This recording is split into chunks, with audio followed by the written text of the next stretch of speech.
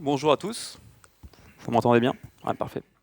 Ce que je propose de voir effectivement, c'est de voir quels sont les impacts en fait, de cette tendance de fond pour les entreprises, et ensuite de voir également comment profiter de ces nouvelles opportunités.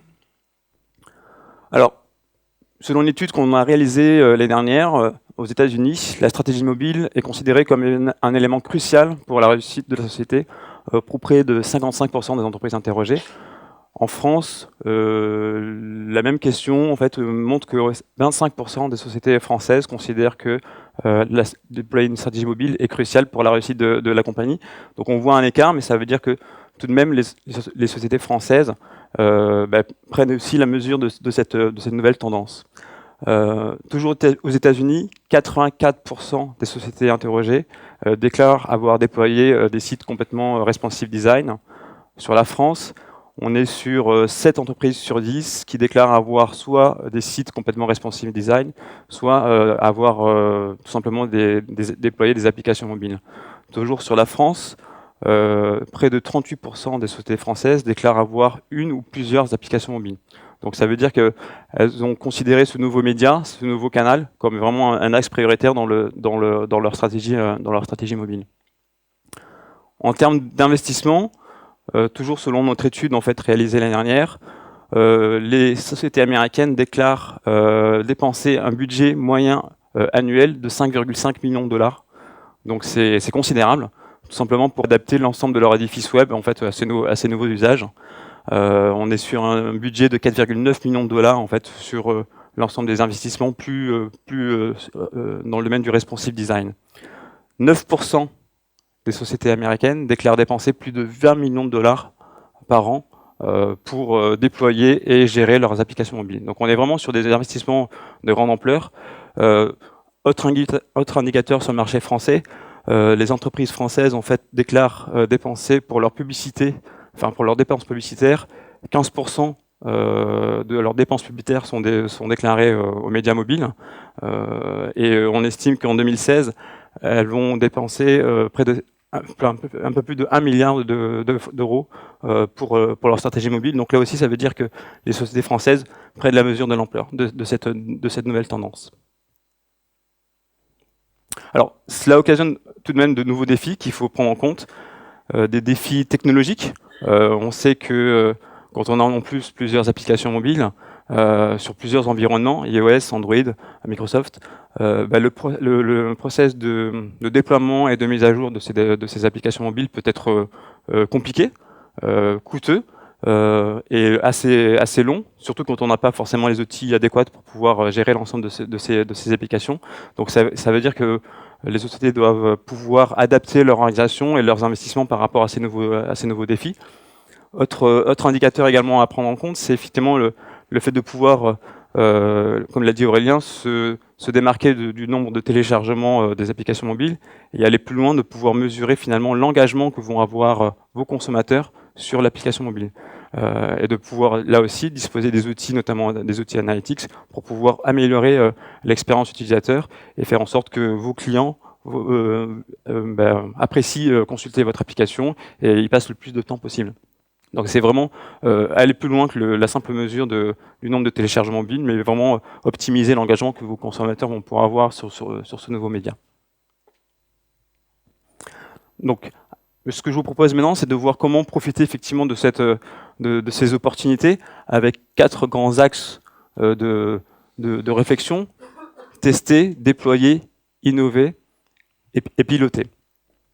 Alors pourquoi tester? C'est-à-dire pour que effectivement, les sociétés qui n'ont pas encore mis en place ce type d'approche, c'est de pouvoir imaginer de nouvelles interactions avec le consommateur, tout simplement en identifiant les instants mobiles pour communiquer de façon complètement adaptée et personnalisée avec vos clients. Quand on parle d'instant mobile, ça ne veut pas forcément dire qu'on va être dans une situation de mobilité. Selon une étude en fait, de Deloitte, 60% des Français se connectent sur leur téléphone mobile dès la première heure après leur lever. Donc ça veut dire qu'on peut se demander si pour votre société, c'est un bon instant mobile pour pouvoir communiquer et interagir avec vos clients. Donc on est vraiment dans une démarche itérative où il sera intéressant de pouvoir tout simplement tester et apprendre la façon dont vos clients vont interagir avec vos approches marketing, soit sur les applications, soit sur les téléphones mobiles. Ce qui est intéressant aussi, c'est qu'avec le Mobile Analytics, on va pouvoir mieux comprendre finalement l'environnement physique de vos clients, avec effectivement cette fois-ci des données le fait de pouvoir mesurer finalement l'endroit où ils se trouvent. Alors il y a deux terminologies, hein. On va parler soit de macro-localisation, soit de micro-localisation. Donc la macro-localisation consiste à pouvoir utiliser les données GPS qui sont dans chacun de nos smartphones. Ça veut dire que effectivement le consommateur va être en capacité de déclarer opt-in les données GPS de son smartphone, et quand il va lancer en fait son application dans un point d'intérêt de votre société, ça peut être un réseau de magasins, un réseau d'agences bancaires, finalement vous allez pouvoir interagir de façon complètement adaptée avec ce consommateur et proposer des messages inaptes en fonction de l'endroit où il se trouve et en fonction du fait qu'il soit passé soit dans une zone de chalandise près d'un magasin, et donc il a interagi avec un de vos points d'intérêt. On parle à ce moment-là de géofencing. Et encore une fois, ce qui est intéressant, c'est de pouvoir vraiment avoir une approche complètement ciblée par rapport à l'endroit où il se trouve, et ainsi améliorer la pertinence de votre communication et de vos offres par rapport au comportement de vos clients. On va pouvoir également parler de micro-localisation. Donc là, effectivement, Aurélien vous a un petit peu expliqué l'impact que peuvent avoir en fait le déploiement de beacons. Ce qui est intéressant, c'est que vous allez pouvoir vraiment aller pousser plus loin à l'analyse et vraiment pouvoir mesurer finalement quels sont les rayons qui ont été consultés par vos clients, par vos prospects, s'ils utilisent déjà l'application, et donc ainsi pouvoir là aussi adapter vos approches, vos actions marketing en fonction des produits qu'ils ont pu avoir l'occasion de consulter sur vos points de vente. Un exemple de scénario que l'on peut déployer avec les solutions Adobe, c'est effectivement une cliente qui fait du shopping dans un de vos magasins. Elle n'a pas forcément encore réalisé son acte d'achat. En tout cas, avec nos solutions d'analytics, on va être capable de pouvoir mesurer cet événement, le fait qu'elle a été proche d'un produit spécifique, en l'occurrence là, une paire de chaussures. Avec les solutions Adobe Target, on va pouvoir adapter le contenu de l'application mobile en fonction de cet événement-là, et donc pousser une photo, une offre de la paire de chaussures en question sur l'application de la personne. Et si jamais cette personne-là effectivement quitte votre point de vente, vous pourriez effectivement décider de lui adresser un message spécifique avec encore une fois la paire de chaussures mise en avant, une offre promotionnelle. Donc ce qui est intéressant, encore une fois, on est dans une démarche itérative, il faut que vous puissiez tester l'ensemble de ces différentes approches pour voir comment les clients interagissent avec ça, si il y a certains segments de clientèle qui sont plus favorables, plus enclins à adhérer favorablement à ce type d'approche. Deuxième axe assez important, à partir du moment où vous avez déjà testé ce genre d'action, ce qui va être important, c'est de pouvoir optimiser le déploiement de votre stratégie mobile en vous dotant d'outils qui vont vous permettre vraiment d'améliorer l'ensemble de votre stratégie mobile. Alors au sein d'Adobe, on a différents types de solutions, une grande palette de solutions qui vont vous aider dans cette démarche-là. On va parler effectivement de gestion de contenu. À partir du moment où vos clients vont pouvoir interagir avec vous sur différents canaux de communication, il est important de pouvoir leur proposer un message, un contenu complètement homogène, quels que soient en fait les canaux de communication qu'ils vont utiliser, pour que vous puissiez leur adresser effectivement un message pertinent et adéquat par rapport à qui ils sont, ce qu'ils aiment et ce qu'ils ont pu observer sur un réseau de points de vente. Mobile Analytics, on a vu, c'est important de pouvoir à chaque fois mesurer ces événements-là, créer des segments particuliers pour que vous puissiez, là, encore une fois, adapter votre stratégie en fonction des typologies de clients, de consommateurs. Mobile Campaign Management, là on est vraiment dans la démarche de pouvoir proposer la bonne offre au bon moment, au bon client, par le bon canal, en l'occurrence aussi avec les applications mobiles. Et enfin, Mobile Optimization et Personnalisation, donc là c'est toute la suite Adobe Target qui va vous permettre de pouvoir adapter le contenu, adapter votre proposition de valeur en fonction de la vie du client et en fonction de l'endroit où il se trouve, encore une fois, l'objectif, c'est d'être le plus pertinent possible et d'adapter votre discours par rapport à ce qu'il fait et qui il est. Un axe, pour prendre un petit peu plus de recul, c'est effectivement d'innover, de s'adapter, de se réorganiser, parce qu'on voit bien, hein, il s'agit d'une vraie tendance de fond, et donc il faut pouvoir profiter de cette tendance avec des investissements assez conséquents. On a vu que des sociétés ont complètement construit le succès de leur entreprise sur le déploiement d'applications mobiles, et à ce moment-là, l'application mobile devient une fin en soi.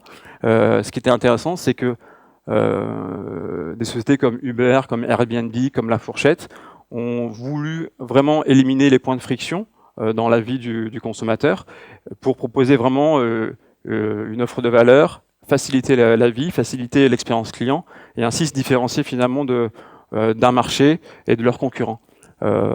Auparavant, c'était peut-être un petit peu compliqué de réserver une table de restaurant assez rapidement dans un endroit, enfin juste dans une zone assez proche de chez soi. Aujourd'hui, avec une application mobile telle que La Fourchette, ça devient très simple de pouvoir identifier les restaurants qui nous plaisent et de pouvoir directement réserver la table.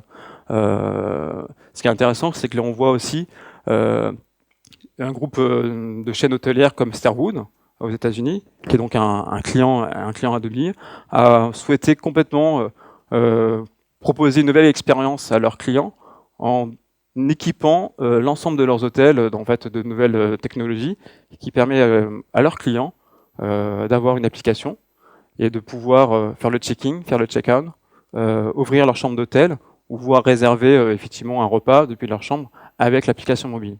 Donc ce qui est intéressant, c'est qu'on bouleverse là l'expérience client, on apporte de la valeur, on se différencie de la concurrence et on vient effectivement, je dirais, innover avant le voyage, pendant le voyage et après le voyage pour apporter de la satisfaction à la clientèle.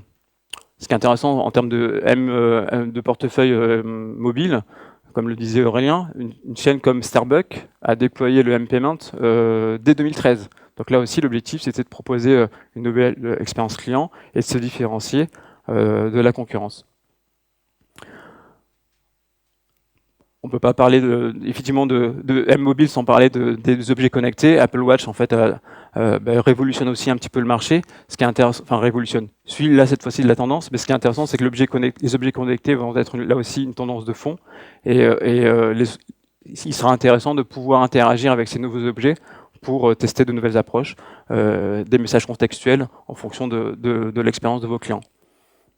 Enfin, il sera intéressant et assez important aussi d'adapter votre organisation et de faire en sorte que vous ne soyez, enfin, les entreprises soient moins des indicateurs de performance silotés. Très souvent aujourd'hui, les directions marketing ne communiquent pas forcément très bien avec la DSI par exemple. Même au sein de la direction marketing, les responsables mobiles peuvent avoir des indicateurs de performance différents des responsables d'acquisition web traditionnels. Ce qui va être important, c'est de pouvoir mutualiser, avoir une organisation plus transversale pour pouvoir profiter et innover, être plus agile. Typiquement, le fait de pouvoir déployer des applications telles que Starwood ne peuvent pas être portées par une seule direction. C'est l'ensemble de la société en fait, qui va devoir investir ensemble. Alors, en termes de nouvelles expériences magasins, encore une fois, ce qui est intéressant, c'est de pouvoir, là aussi, ne pas hésiter à tester. Là, en fait, en France, on a pu voir des expériences qui ont pu être réalisées dans une enseigne comme Darty. L'objectif, c'était de voir en fait comment les clients allaient pouvoir interagir avec les beacons. C'est les Galeries Lafayette aussi, l'été dernier, pendant les soldes, ils ont utilisé la technologie beacon pour pouvoir voir comment les clients se déplaçaient en magasin et proposer finalement des parcours complètement optimisés par rapport à des produits qu'ils avaient pouvoir mis en favori dans les magasins. Le déploiement du M-Payment, le fait de pouvoir disposer des publicités display complètement adaptées finalement au profil des clients, tous ces éléments-là vont pouvoir apporter de la valeur et plus vite vous allez pouvoir innover sur ce type d'approche, plus vite vous allez pouvoir vous différencier de vos concurrents et encore une fois satisfaire, apporter une nouvelle expérience à vos consommateurs. Quand je vous le disais, en fait, qu'effectivement, c'était pas forcément, on n'est pas forcément dans l'ordre du gadget. Aux États-Unis, 18% des sociétés américaines déclarent déjà utiliser les technologies beacon. Près de 36% d'entre elles ont pour projet de le faire dans les 12 prochains mois. Donc c'est quand même pas rien. Et là, vous voyez en fait des exemples d'enseignes américaines qui utilisent des solutions Adobe et qui ont déjà déployé ce type d'approche. MLB, c'est la ligue de baseball nationale. Des sociétés comme Marriott, comme Macy's déploient déjà ce type de technologie, encore une fois, pour apporter une nouvelle expérience à leurs consommateurs. Enfin, il sera important, bien sûr, de pouvoir piloter à partir du moment où vous allez mettre en place ce type d'approche. Donc, les solutions Adobe vont vous permettre à la fois de créer de nouveaux contenus, créer de nouvelles offres, complètement adaptées au comportement de vos clients. Les solutions vont vous permettre également de gérer en fait la diffusion des messages complètement adaptés au comportement et finalement à l'environnement physique de vos clients. Tester, et pour ceux qui le font déjà, diffuser de manière plus ample l'ensemble des messages, et enfin mesurer la performance avec les solutions Adobe Analytics ou Mobile Analytics pour pouvoir, encore une fois, mesurer la performance des différentes actions que vous allez pouvoir avoir mis en place. Ça me permet de faire le lien avec la présentation de Mathieu, qui va nous montrer en fait comment il mesure la performance de ces applications avec les solutions Adobe. Merci Sébastien.